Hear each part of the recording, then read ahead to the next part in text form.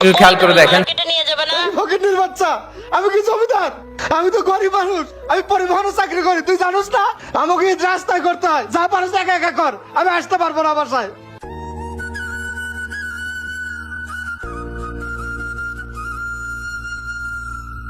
আলমগীর ভাই, গাড়িটা সুন্দর করে মুছে টুচা একবার পানি টানি মাইরা গেটটা লক করে আসেন।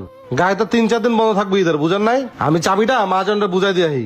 উস্তাদ, মহাজনের কাছ থেকে টাকা পয়সা সব নিয়ে আসেন, বউ পোলাপান সব রেডি হয়ে বসে রয়েছে, টাকা আনবেন তারপরে মার্কেটে নিয়ে যাবেন। আচ্ছা ঠিক আছে, আপনি কাজ করেন।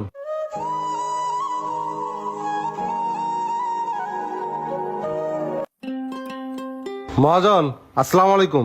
ওয়ালাইকুম সালাম। মহাজন, গাড়িটাই সব লক করে দিছি, এই যে চাবি। মহাজন, কালকে তো ঈদ, টাকা পয়সা কিছু 12 টাকা দিয়েন, শপিং টপিং করা লাগবে তো। শামিম, গাড়িটা নিয়ে এমার্জেন্সি রংপুর যে ট্রিপ দেওয়া লাগে একটা। কি কর মহাজন? শোনো শামিম, সারা বছর যেমন তেমন এই ঈদের সময় একটু গাড়ির ব্যবসা হয়, আর রোডেও যাত্রীর চাপ আছে। যাও একটা রংপুর ট্রিপ মেরে আসো, যাতে তোমার একটাও ভালো কাটে আমার একটাও ভালো কাটে। যাও একটা ট্রিপ মেরে আসো।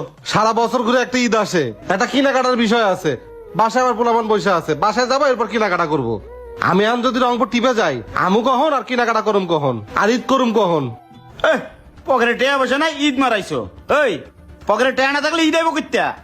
যাও ট্রিপটা মেরে আসো, আসার সাথে সাথে তোমার টাকা পয়সা বুঝাই দিব মনে। যাও। আচ্ছা মহাজন।